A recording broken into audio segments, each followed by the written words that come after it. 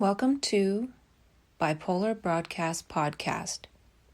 I've got crazy logorrhea, and you're welcome to listen in. And today's episode on suicide could save your life or someone else's. And today is the first day of Suicide Prevention Week, and September is also Suicide Prevention Awareness Month in Canada. And September 10th is World Suicide Prevention Day. And those are three very big reasons to address the topic of suicide. And I have lots to say, and it's a very sensitive topic, so I'll probably say something that is stupid. But I need to take the chance and say what I can about the topic in the hope that something will be helpful to someone somewhere. And I just read that according to the World Health Organization, someone around the globe dies by suicide every 40 seconds.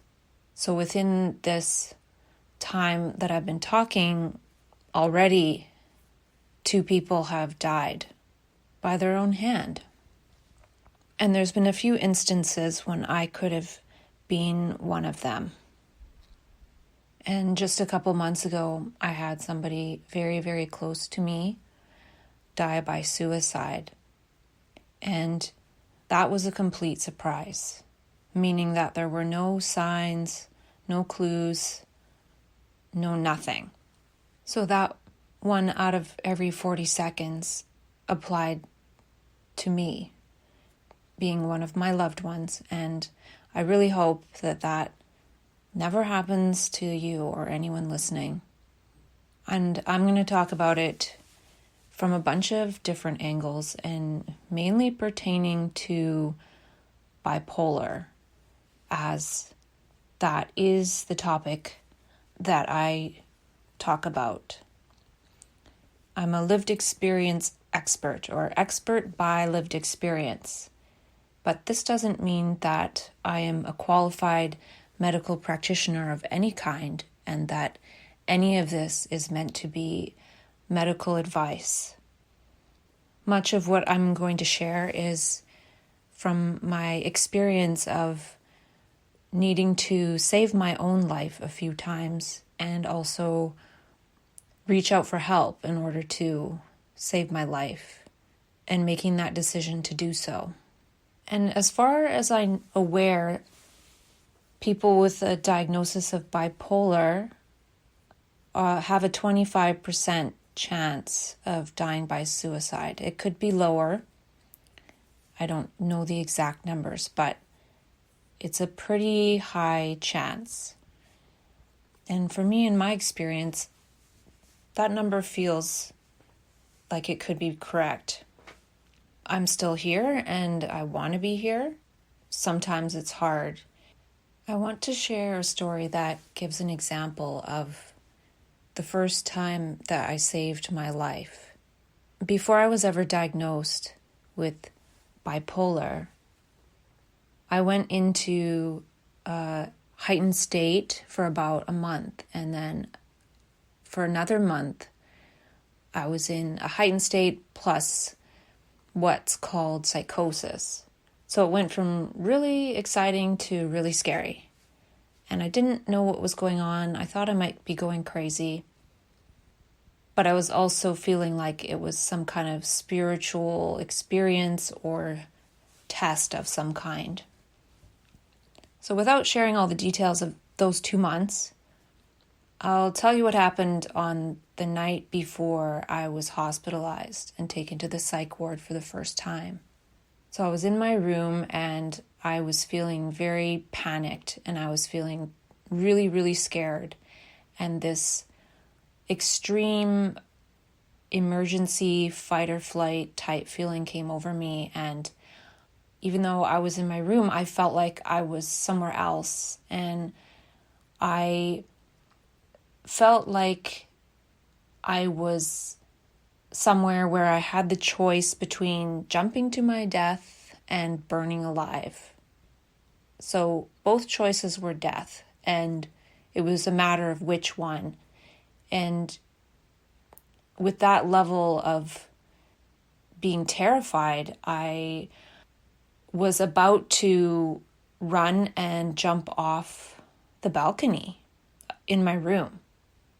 And I guess that would have been my choice, would be to jump instead of burn up. But what happened was that at the last moment, I realized that I had a solution. And that was that I had an item in my room that I thought could save me.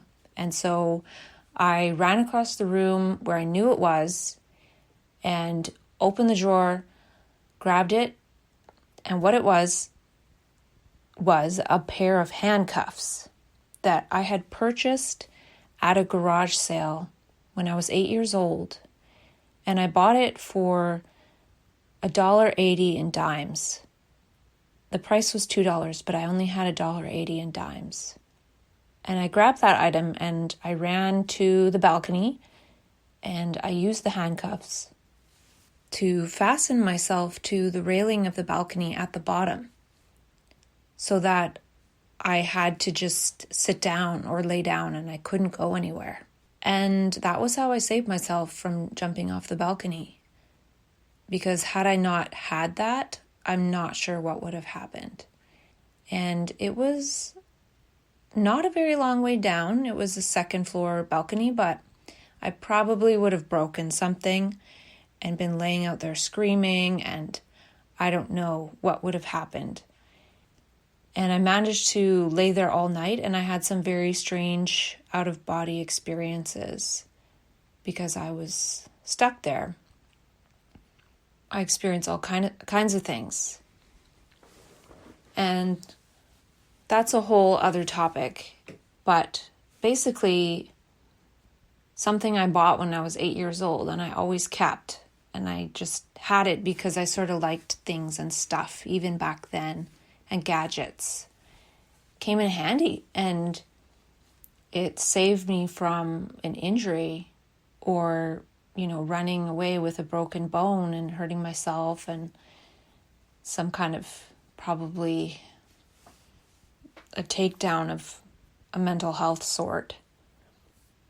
And in the morning, I was found and I was taken away by an ambulance. Then I ran away from the hospital, and then I was picked up by the police and they handcuffed me. So I did need to be handcuffed, I suppose, but first I did it to myself. And for me, what happens is that I don't want to end my life, but the fear and the panic creates a behavior that is parallel or correlates or is coherent with that level of fear. It's almost as if, since the fear is so high, that it's such that I must be in dire straits. And so I put myself in dire straits, or I act as if I'm in that peril.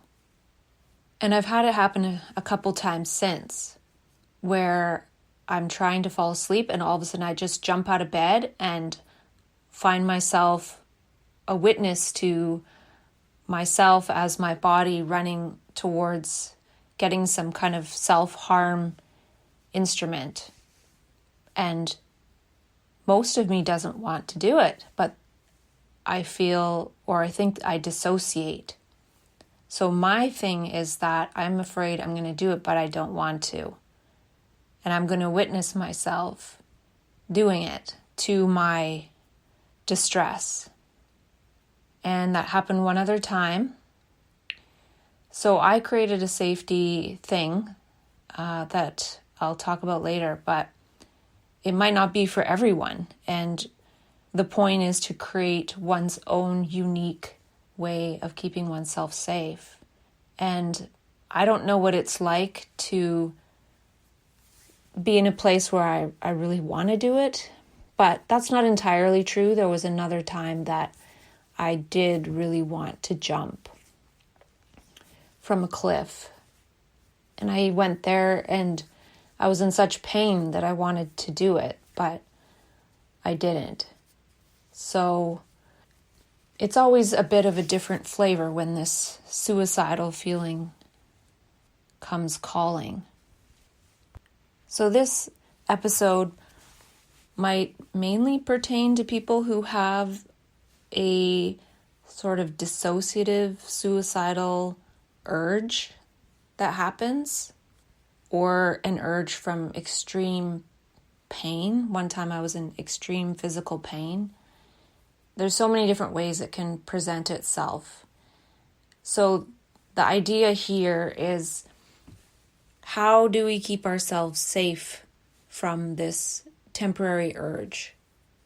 And also, what are some of the other things that we can look at that are contextual elements that can bring in some understanding that may prevent some of the urge from coming in the first place?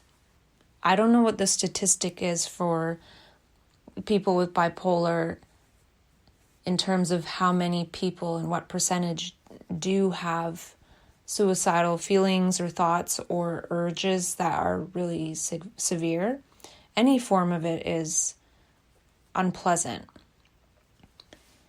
And perhaps there's a point for each person at which it is unbearable, but at the same time still bearable. So let's start with some ideas about safety.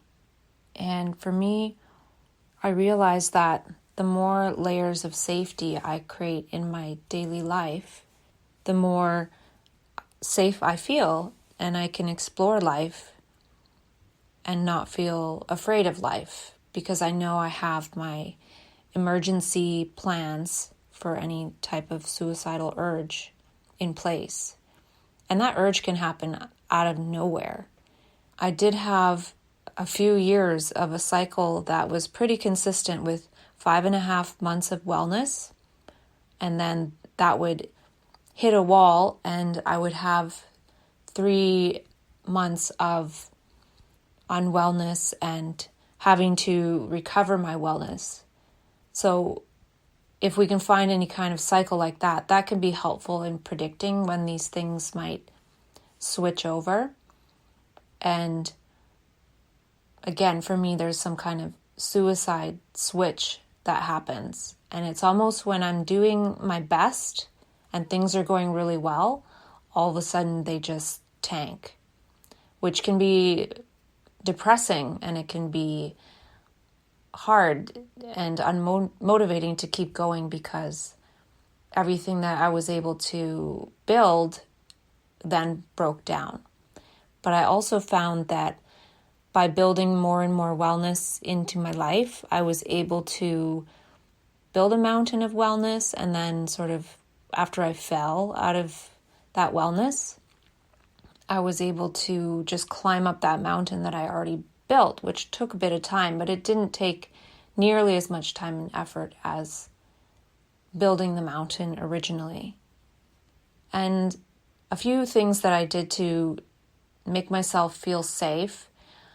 Firstly, I filled out the medical ID section in the health app on my iPhone.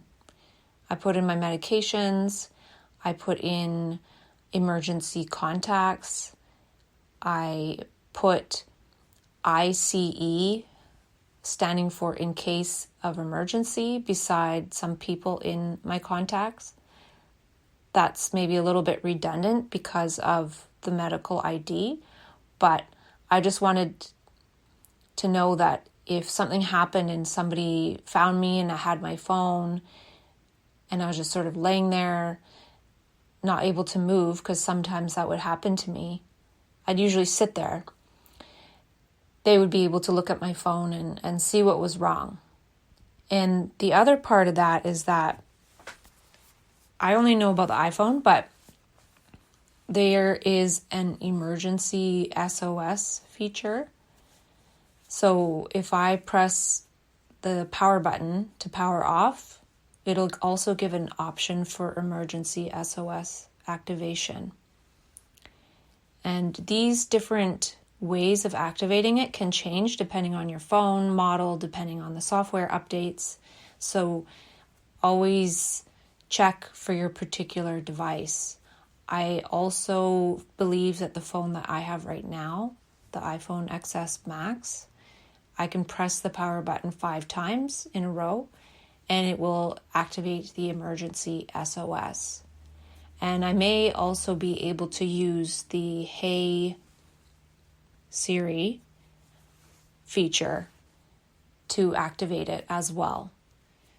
And the great thing too is you can set it up so whoever your emergency contacts are will get a text message with your location as well.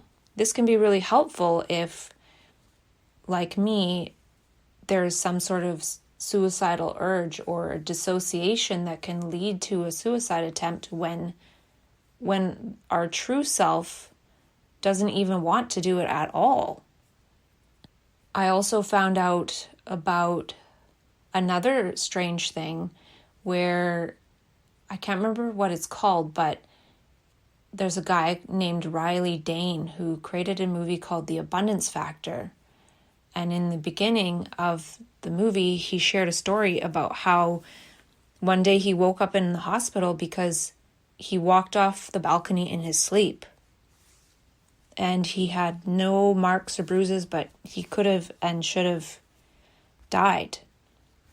Another thing is that the Apple Watch, the newest one, has fall detection, which could be helpful for some things.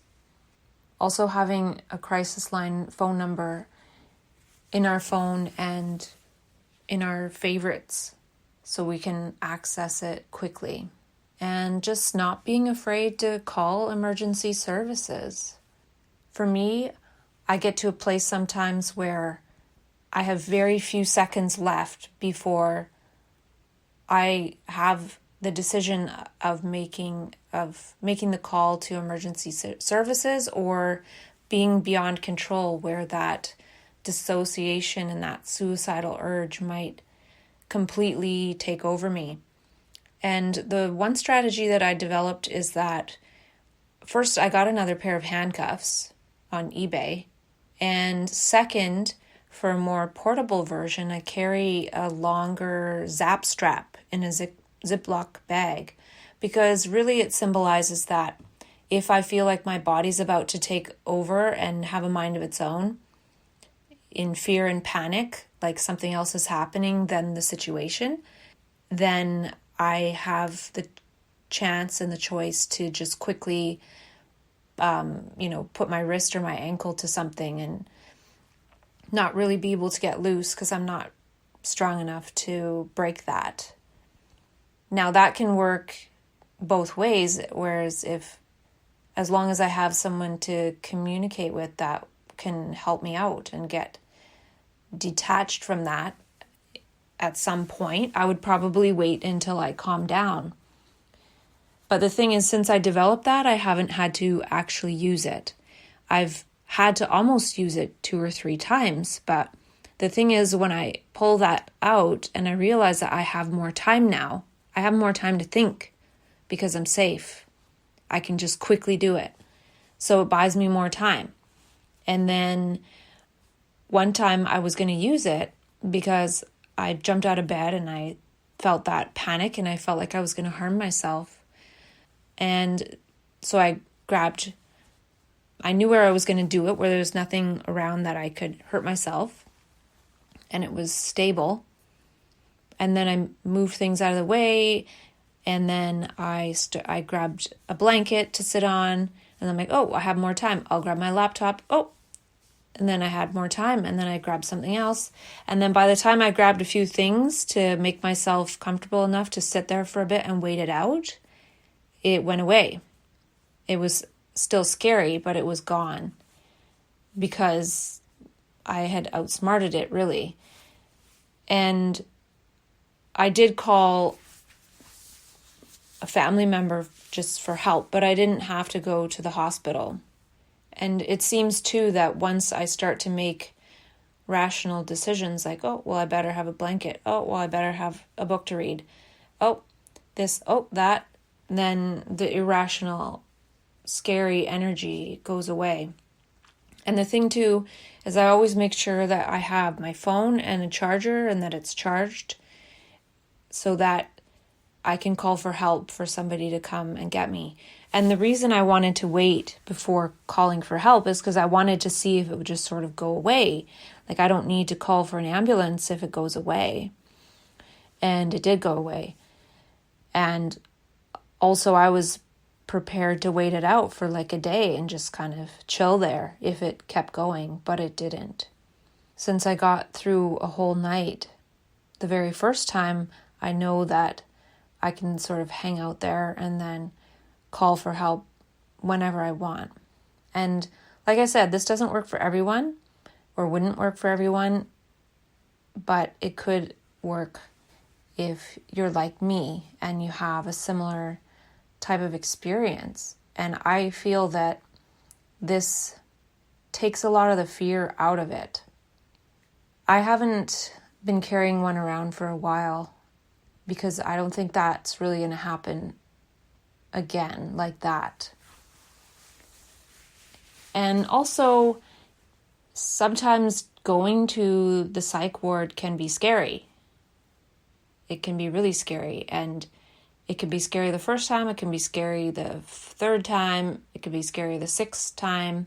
I think I've been there 5 or 6 times. And the first 5 times, it was okay. And then the 6th time, it was scary. And then the 7th time, it was okay. But all those times, I did need to go. And I like to see it as a portal back to sort of mainstream consensus consciousness. Because often I'll have a really high period of time with lots of energy and creativity and everything wonderful. And then in a way, what goes up in consciousness is sort of like gravity and also comes back down. And the coming back down is scary. Just like a come down off of any sort of euphoric state by any sort of means possible, whether it's volitional or non-volitional, it's scary. It's called a come down in a way. So it is a portal. It's not the greatest one, but it is sort of a safe place where people are watching to make sure that you're not going to harm yourself. And overall, I've found it helpful, though it's often scary. So a way to ameliorate some of that fear is to have a crisis plan. And sometimes it's called a Ulysses agreement or an advance directive. And that's sort of saying what are our wishes during that time in a crisis. Where do we want to go? Like favorite hospital, favorite facility, favorite medications. Now, of course, the doctor who is there does not have to listen to that. I think in general, it is getting a little bit better and better because I had a problem with that for a while, but then to me now it makes sense because sometimes the doctor there does know of something that will be helpful. And I used that approach on my most recent hospitalization about 1.5 years ago, and it worked out just fine. They gave me some medications that I'd never been on before, and I wasn't really thrilled, but I was like, just do whatever you're going to do. It's fine. For me, I created a crisis plan through Wellness Recovery Action Plan, WRAP. There is a WRAP app that is free, WRAP, and it has a bunch of great stuff in there for creating safety and wellness and everything like that. And I also created a representation agreement, so So people in my circle can speak on my behalf if I'm in the hospital. So if I have a advance directive, they have a copy and they can share it on my behalf, because I might not be able to access the copy in my phone when I'm in the hospital. And all of these things help to make me feel safe. Now I trust that it'll be fine. I don't really need to do that. But sometimes if there's mistrust in the system, and there was after a hospitalization that was troublesome for me, this helped to sort of reestablish my trust in them and myself. And my experiences with the system have been like 99% positive. So there was a lot that was messed up by that 1% experience. And I had to do a lot of work to make myself feel safe, and feel safe that I would call for help to go there. Because that was my fear, is that now the place I went to because I felt safe to go to, so they would like help me press the reset button, reconnect with reality and not be psychotic and suicidal. Now that experience in the psych ward made me afraid that when those last few seconds were ticking down and I had to really will myself with every last iota of strength I had to call for help or do something that was a gesture towards I want to live, I thought that I wouldn't make that choice. So I had to take a couple years and really take it easy and not do as much so that I could recover that trust. And so these are some of the things that I did, and they helped, but there could be any number of things that could be done. And hopefully it's somewhat clear as to how these are helpful in suicide prevention. And I think they were for me. And another thing I did is when I started to travel internationally, I got myself a medical ID bracelet made with bipolar disorder 1, yada, yada, yada, stuff like that. So then if I started to panic and all of a sudden people just didn't know what was going on, they would see that I'm wearing an emergency bracelet, because I didn't have the friends and family around to speak up for me. So I think it also said see iPhone medical ID, so that had more details. Now, I was also hopeful that nothing did happen while traveling internationally, because I would have no medical insurance for that. So that's another reason why I created all these different layers of safety that, to me, build up to create a context through which I'm going to behave in a way to reach out to save my life if something happens that makes me feel panicky or suicidal or psychotic. And it did happen when I was traveling internationally. So, there were challenges, and I even told myself that if anything at all happened, I would go home, but I was able to keep going and figure some of it out. And that travel that I did was a dream come true that I never thought would come true when I was first diagnosed years before. And to me, having those dreams come true is actually quite a big thing for suicide prevention. Because if I was never able to do that, then I would have less reason to think that I could accomplish other dreams in the future. So I had my dream of traveling and staying somewhere that I wanted to stay for an extended period of time. I went and I saw Celine Dion in Vegas. That was one of my goals, because watching her videos and documentaries and movies and stuff and music videos when I was first in the psych ward for some reason made me feel safe and sort of like looking up to this really wonderful person who's talented and gracious. So I wanted to go see her in concert, even though I'm not like I'm not really a celebrity person, but it was a thing to do with how I feel like she helped me when I was in that really, really low state in my very first hospitalization. So yeah, going for one's dreams is super important. And that's why creating this safety through different gestures and different contexts is really helpful for being able to feel safe enough to go for one's dreams. And for me, I also had the bipolar biorhythm of, good for 5 months, not so good for 3. So I was able to time things and also know that I was probably going to be okay for a while to do things, but there were some close calls, and also I did miss out on things that I had planned, and then all of a sudden I was in a crisis, and all of a sudden I was in the hospital and I couldn't go.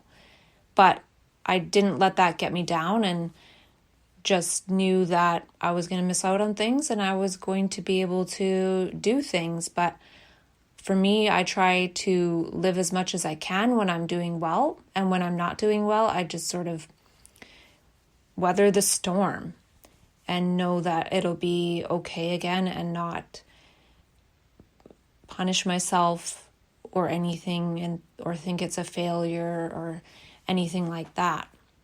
And I did have some really challenging times, and now I'm in a place where I've been well for over a year, when usually I'm only well for 5 months. So something has shifted, and even though I had those cycles like 5 or 6 times of having 5 months well and 3 months not well, that cycle is finally broken. So now I'm in this space where I really don't know when things are gonna tank. And that's okay. The first time I was in the hospital after I came out, I had a severe akesthesia reaction, which is that real restlessness, that really uncomfortable restlessness, like wanting to crawl out of one's own skin. And I had that for I don't know how long, but it was really, really unbearable. And to get rid of that feeling, I thought I might jump off a bridge. So I feel some of these safety measures can be helpful for these types of things where it's just really uncomfortable. And however it goes for bipolar disorder specifically, I think I just let out a fart, and I'm not sure if that's going to show up on the recording, but oh well, I'm not going to edit it. A few other things I do to feel safe is I like to carry like a backpack with a few things in it that I just always have in there. Before, I would have my crisis meds in there. I used to carry a water filtration straw that can be used to drink river water. And also, I'd have my phone with a charging cable or a way to charge it, and even like a small solar panel, because with some water and with your phone and a charging cable, with like a survival app that has some of the survival stuff, but actually on your phone and not requiring data, then I think we'd be good. And I'm only mentioning that because sometimes I get this sort of doomsday feeling that isn't that delusional considering what's going on in the world now. So it might be wise to have these things, because we can survive for quite a long time just on water only. And I do have one in my car. So depending on my state, I find that I start gathering certain things and putting them in certain places that are more accessible. And that's another thing too, is whatever items make us feel safe, make sure we put them in a safe place that we know where they are, we know how to get them. And that's important, because had I not known where those handcuffs were, I could have been living my life in a wheelchair. But I know where my stuff is in general, and I like to keep it in visual field. So What makes me feel safe might be completely different from what makes you feel safe. I remember hearing a story of someone who, when they had this panic come over them, they would run and jump in the shower in their clothes, and that would make them feel better. It didn't go over very well in the psych ward, but that person was actually doing something to get rid of that horrible feeling. That worked. Now, that wouldn't work for me. I don't need to do that. But you might find me stuck to some small tree or something. And I want to share a short bit from Dr. Peter Smith, and his website is balancingbrainchemistry.co.uk, and he has a page on suicide and a prescription for suicidality, which is a bunch of remedies and stuff, but this should only be used in conjunction with experts, of course. But he does say it may feel like you're consciously choosing the suicide option, but you have an illness and it's messing with your mind. One of the ways that depressive illness messes with your mind is it gives you the perception that nothing will help, but that's the illness talking. I know from the position of inside the condition where you stand alone with the feelings of despair, pain, and hopelessness, and they feel real. But it's the illness creating that psychology. You have an illness and it's trying to kill you, just like people who have cancer have an illness that's trying to kill them. And for me, I'm not big on augmenting the word illness. I prefer to say bipolar rather than bipolar disorder, even though I do think it squeaked out just like that fart. One can say bipolarity, bipolarism. Sometimes I say omnipolar because really it's not just up and down, it's all over the map. And most of it is a very rich experience. And of course, that's different for everybody, what that really unfolds as. But in this case, I do like what he's saying, that there's something that's trying to kill us in a way.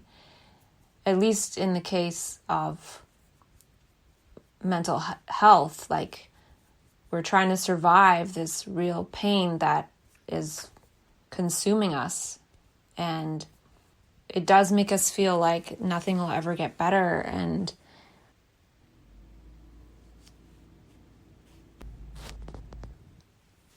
on another note, I remember watching something on YouTube about a man who did end his life, and there was a quote from him saying he didn't want to start back again at square zero.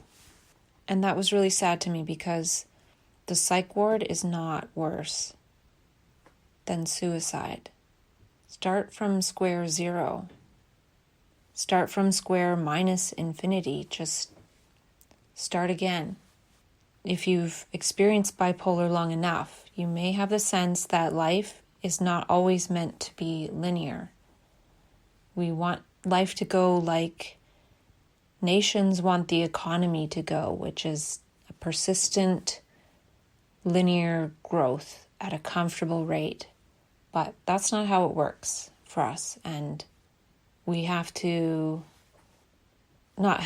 but we can get used to being uncomfortable. So I want to switch gears and spend a little bit of time on some bipolar context. And this stuff isn't directly related to preventing suicide, but I'm sharing some of the things that I've discovered or things that have come to my mind that could be helpful if you take what I've said and then put that into your own context or extrapolate that to your own experience and what that means to you. I've created my yellow brick road of meaning and context for myself, and hopefully by sharing it, that can give some of these meanings to others so that a unique context can be built that is helpful for you. Because for me, creating context, and each point is a bit of context, also has helped to create a sense of safety for me, because I've created my own understanding, or by creating these contexts, I've created my ability to understand in my own unique way almost anything that comes my way. And in that way, nothing is scary because I have a greater context in which to put it. So when I first started experiencing strange things and extraordinary states of consciousness, I wouldn't really know what to do with the information that was coming to me. But by sort of engaging in a conversation or a self-dialogue with the context that was coming to my mind and I was writing down, I was able to create a huge web of context that later experiences turned out not to be scary because they fit into the context that I already created. And another way to think about that is all these signs and symptoms that are called bipolar happen after these signs and symptoms and behaviors manifest, and then it's put into a context of mental illness. And that is helpful and has a lot of helpful aspects and can really be of service to being able to access services and resources to build a new life. But it's not everything. It's not all of life. It doesn't cover every aspect of life. So for me, whatever comes to me that doesn't fit into that context, I create my own context. And in that way, the medical part of the condition is a small part of my life, and the rest of it is my life. So in a way, I'm building my brain, I'm building my nervous system to match that which is coming into my mind. And a small example, something that happened today, and this sort of stuff happens all the time, is that I went outside to pick some kale from the garden to put in my smoothie.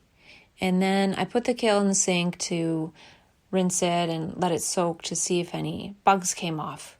And when I went back to the sink, I saw this tiny, tiny little worm. It was probably like half a centimeter long.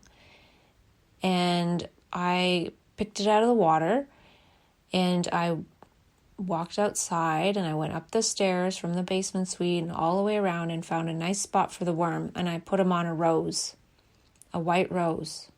And then as soon as I looked down and to my right, and there was a 4-leaf clover. So had I not taken the time to pick out a worm from the water and bring them all the way outside, I wouldn't have found that 4-leaf clover. And these sorts of things happen all the time. And to me, that's a sign from the universe, from Gaia, saying, well, that was nice of you. Here's a 4-leaf clover. Or, yeah, you're on the right track. Or that affectionate attention to something that could be seen as insignificant was significant. And I found a 4-leaf clover. And in the last couple months, I've found 3 of them. And I had been looking for them in the week before, and I hadn't found any. But as soon as I did the thing with the worm, I found one immediately. Now, maybe that's not a big deal, but to me, that is the afterglow of living life, saving a worm's life, and then getting the life of a 4-leaf clover. So that's the magic of life, and it's happening all the time.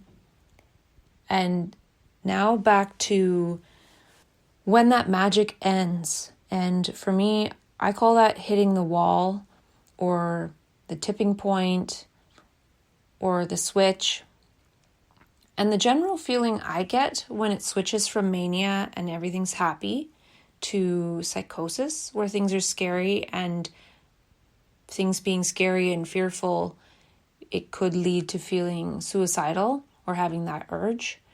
generally I get this feeling like I know too much or she knows too much.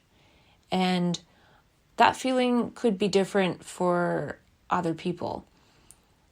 And once I have that feeling that I know too much, then I can have fear.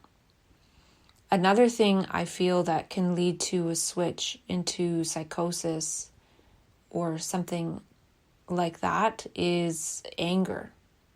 I feel like anger can damage the brain and sort of damage the subtle structures of the brain that manic fun was building. And then when the brain is damaged, it starts to retreat and go back to the old structures that it's used to, like the egoic structure that we're used to. And it's sort of the ego of society and how we fit into society and the mainstream consensus world.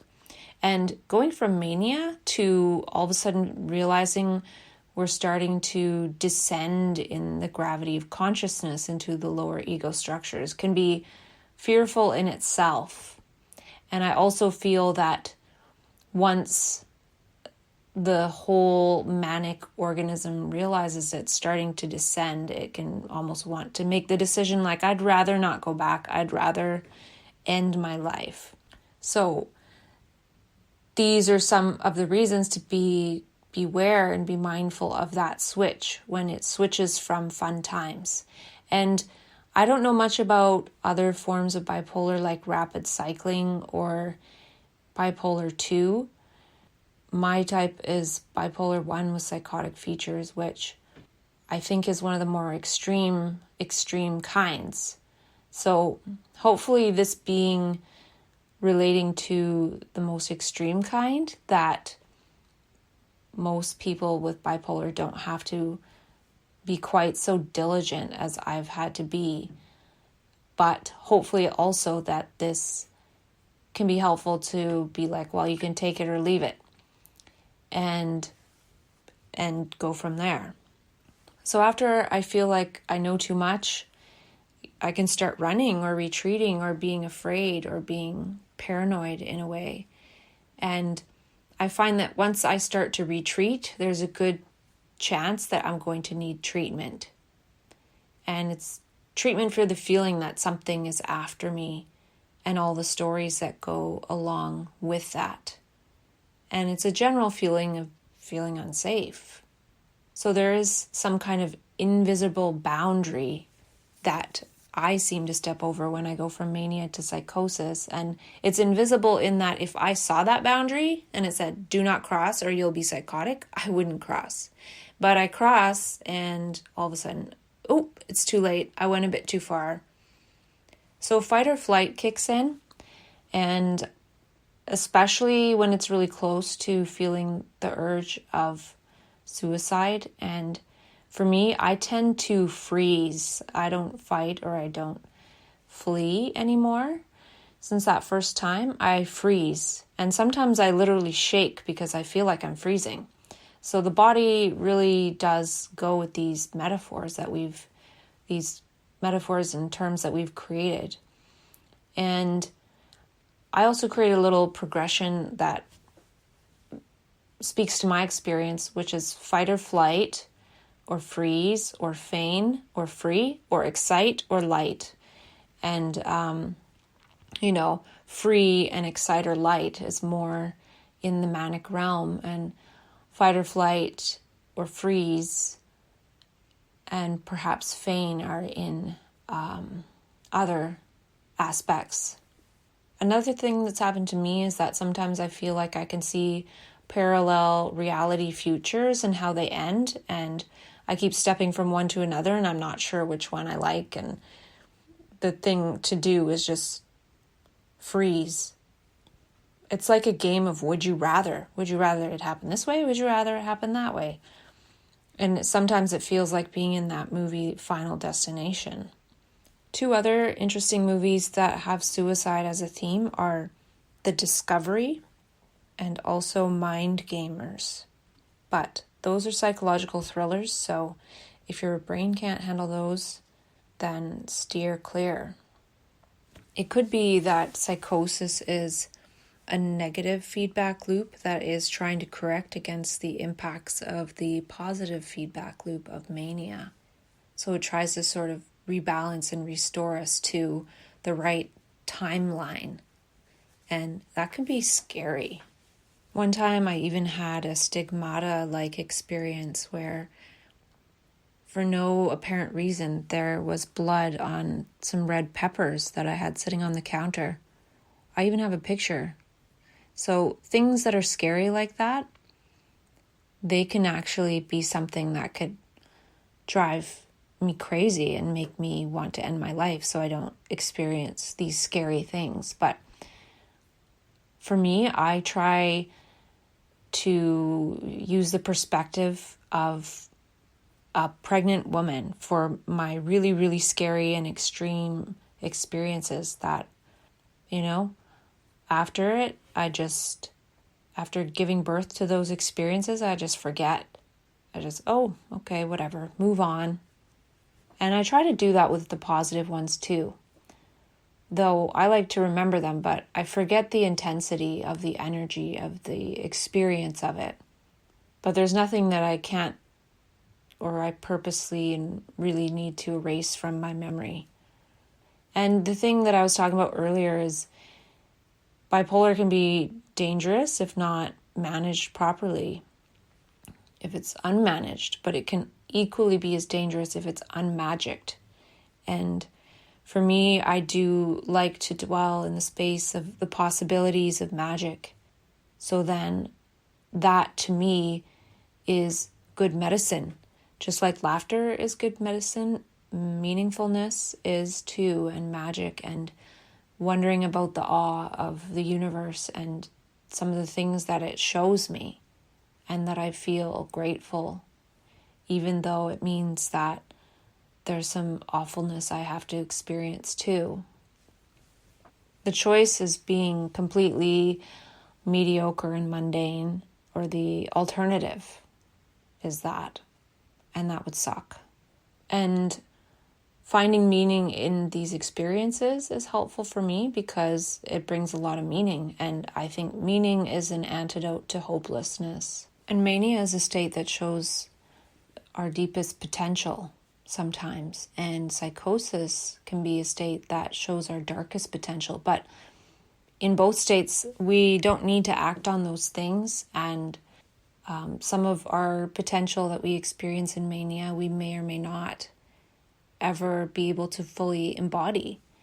We might get a taste of 100 different bits of possible potential and only ever really embody 2 or 3 of those things. We just don't have the time or energy or capacity to be all those things, because mania shows in a way that we can be anything, but we still need to choose. And in the same time, in psychosis, it can show that we are capable of some pretty terrible things, but there's still that energy to not act upon it. And sometimes people do, and that happens too. This isn't a place of judgment. To me, learning is an endless process, and we can become lifelong learners about our process and what we go through in these different states. And in my experience, that tells the brain the right information, because the brain is designed to learn.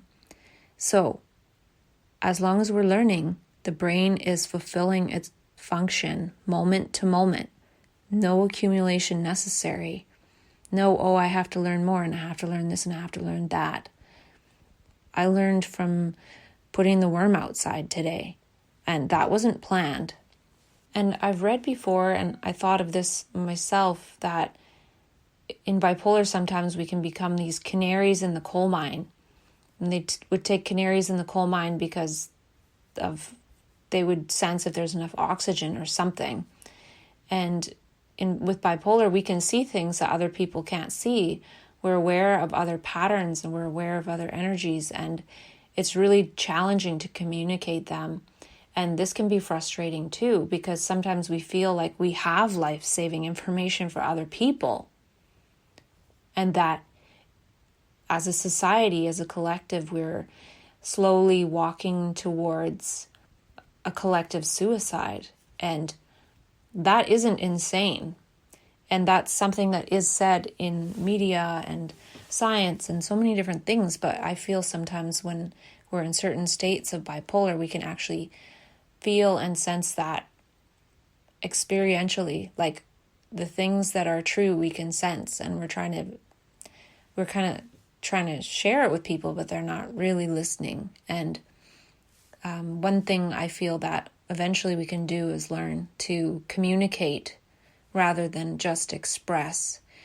And I don't mean just, but a lot of the ways that we express ourselves when we're in heightened states, people that aren't bipolar don't have the capacity to comprehend it. It's kind of gibberish. So if we really want to communicate, we need to sort of sit down and be intentional and write it in a way that can be communicated. So it's interesting how sometimes we have this information and then all of a sudden we're going into this state where we feel like we might end our own lives, despite feeling before like we wanted to share information to help others. And it's like they can't take it, so we can't help. So what's our purpose? What's the point? There's so many different lines of thought that can go from there. And then we end up sort of stretching ourselves thin and burning out our brain and our resources trying to do that, or whatever it is we try to do. Not everybody does that, I'm sure, but a lot of us do, and that's why we can be labeled as grandiose. And for me, I've utilized a process of writing things down or writing things in my phone as opposed to speaking them out loud immediately. So harvesting this information for later communication rather than immediate expression. And that could eliminate some frustration, but it takes a while to be able to sort through the huge bombardment of information. And there's also a thing in some kind of tradition, I can't remember which one it is, but a lot of people who are thought to be enlightened beings, when they get enlightened, they have the choice to live or die. They have the choice to stay on Earth, or they have the choice to just go on, like they're just be done with life, and who knows what happens. Only they know, or they don't. But some of them just die, or some of them become enlightened and they're just incapacitated unless they had somebody like spoon feed them for months. They would have just been laying there in a state of bliss and then died. So the ones who come back in some tradition, they're called bodhisattva. And really what they did is they chose to live to come back and to try to bring some of this information. But I feel that also that could apply to people with bipolar, but it might take some time to really find that bodhisattva-hood. And by taking a role or by choosing a role, maybe it's not bodhisattva, maybe it's something else, then we are creating our own new place in this world that isn't only about having a mental illness diagnosis. And that can be one slice of the life pie that creates the context for certain actions within that system and interactions and relationships and behaviors and things like that. But there's a whole other part that we can still create, and we can pick up the pieces of what we were given in higher states and begin to build.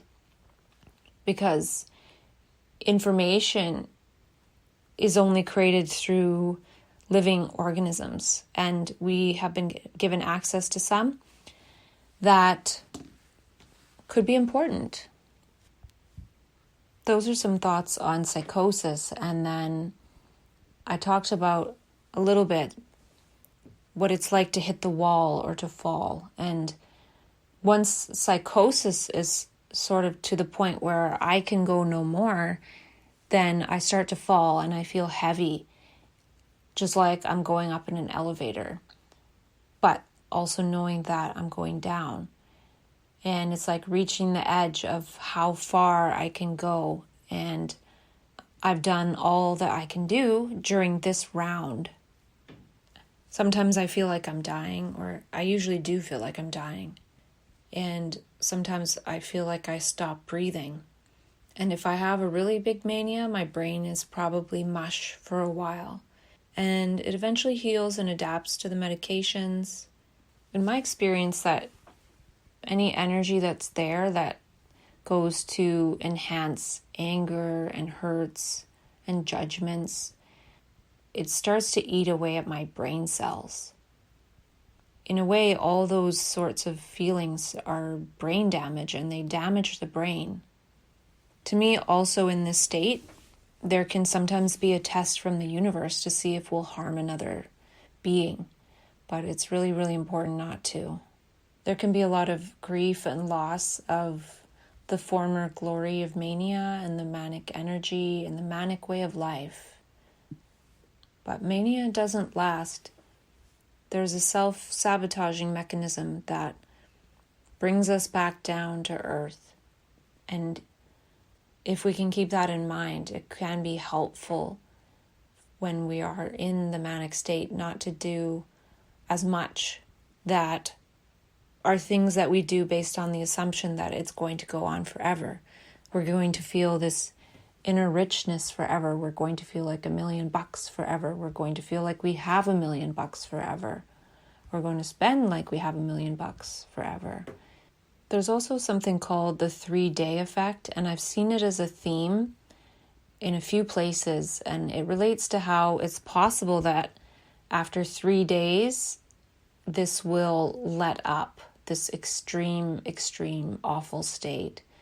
And there's also been another 3-day parallel, is a study they did, a pilot study for keeping people in mania in the dark for 3 days. And that also helps to decrease. They could have been in psychosis too, I don't know. But there's another way also to put blackout blinds in your bedroom to keep it really dark, so then that can basically reduce the stimulus and the information overload that's happening, and it could calm things down. It's a lot more complicated than that, but that's just a little part of it. And with these things that I'm saying, it can just add bricks upon bricks of things that become frustrating or hopeless or why continue or this or that. But each time it ends, it's a new beginning, and generally people don't really remember much of what went on, so I tend to just sort of forget about it and move on and create something else. And it's kind of like being a video game character where you do end your life and you have to start back at the beginning of the game. And this time you can go somewhere else and do it differently, but at some point, eventually, it's going to end and you're going to have to start again. And you keep doing that until eventually you finish the game. And it could be that this whole thing is some energy playing a game with itself. And it could be the game of hide and seek, like Alan Watts says. The game of hide and seek. There's got to be something to hide and something to seek. But as he says it, it's all one thing. It's all oneness. The up and the down, the good and the bad. And it's all one thing. And to go with that, I feel that the responsibility isn't completely 100% on our shoulders in figuring all of that out, because when we descend from higher states of consciousness and energy, it is a test of society, or for society, how they support us, how they care for us. Do they hold us with compassion? Do they hold us like they would hold astronauts up who have been on an intense journey that's both physically and mentally taxing, going to the frontiers of what is possible. And I feel like we're inner astronauts. And when we are treated as we are, which is not always the greatest, then society isn't passing their test, just as maybe we're not quite passing ours when we're in our states and we have to come back. But we're not listened to when we're in our higher states, but we can take what we heard and learned from our higher states and make it into something that is listenable to other people. And there is a bipolar preparedness. Prepare, practice, paradise, purgatory, prison, punishment. I think there should be play in there somewhere too. I liken bipolar to a kind of acquired sensitivity or acquired empathy or being an empath. Before these things were filtered out, and then all of a sudden the filter is removed and there's a deluge of information, and it's difficult to process and make sense of it because of its newness and volume. But there's a possibility that a lot of this information and the sensations that we have are even more truthful than what we were conditioned to think was true. So that doesn't make it any easier. And a lot of times we're told what we experience wasn't real, yet it's known that we all hallucinate our conscious reality. And even if it wasn't objectively real, if it's subjectively real and meaningful to the experiencer, then it has some value. And in my experience, there's also a bit of a grief period. And if I piggyback off the 7 stages of grief and put them in a completely different order, then the first phase would be shock, fear, and denial. As soon as that mania ends, there's this shock, this fear, and this denial. Denial in that we want to turn back and go back. And it's a shock to see that all of a sudden we've crossed over that line. And then there's a downward turn. And in the third stage, it can be pain and anger. And the fourth, guilt and bargaining. Just wanting it to come back, and we'll do almost anything for it to come back. And after that, there can be depression, rejection, and loneliness, where we can be depressed since the bargaining phase didn't work. And hopefully at stage 6, acceptance and hope, and then reconstruction and work through, and starting to test a new reality. And in my experience, I always have a sense when I know it's over, when I can continue, which usually means that I can start to build something again. There's a lot of information on the website Assist, ACISTE, and IANDS. And these are websites about near-death experiences. And I feel like psychosis and feeling the urge of suicide can be a near-death experience or a near-death-like experience. So some of that information is somewhat relevant. And oftentimes this whole thing needs a change in medication or more medication for a time. And I personally find medication helpful. I wish it wasn't necessary, but it seems to be right now.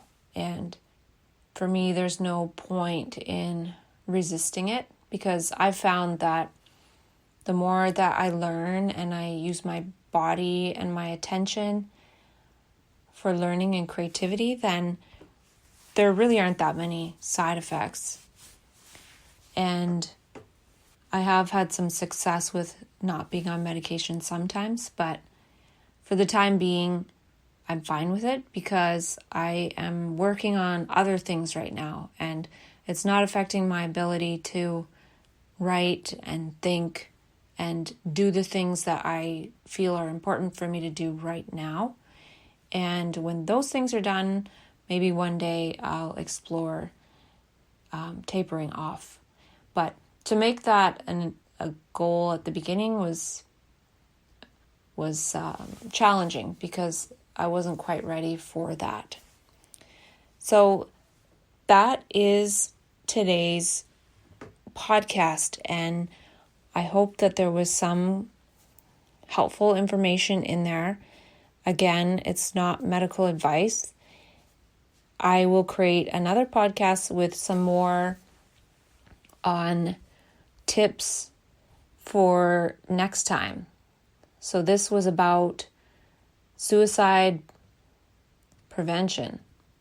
And next time, I'm going to talk about some tips, again, from a lived experience perspective on things that can be done to make next time a little easier. Because with bipolar, it's cyclical and there likely will be a next time. There's been a next time for me probably 7 or 8 times.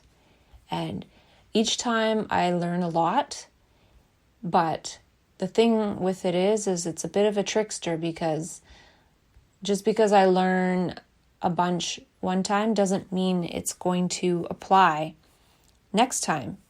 The next time it gives a different lesson, a different something happening in the game to trip me up. And sometimes I get to the point where I'm like, come on, universe, what the heck is going on here? Really?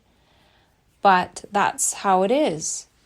And so starting to see it as starting again and going with it is the way that works for me.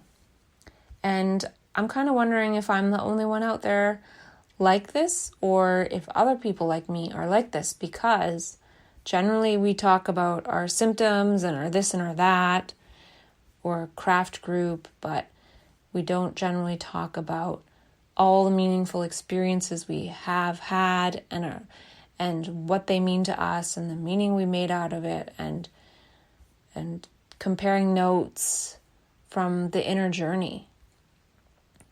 And we're left to utilize what we're given in order to process our experiences.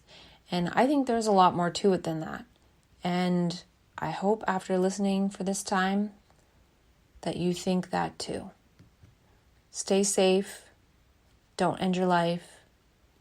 Stay on this earth as long as you can with the people who care about you, and just don't do it. If you don't have a diagnosis and you're feeling suicidal, just go to the hospital if that's the last resort, or call for help. There is a beautiful, magical world, and we can make it happen. Look for 4-leaf clovers. See the wonder. Thank you.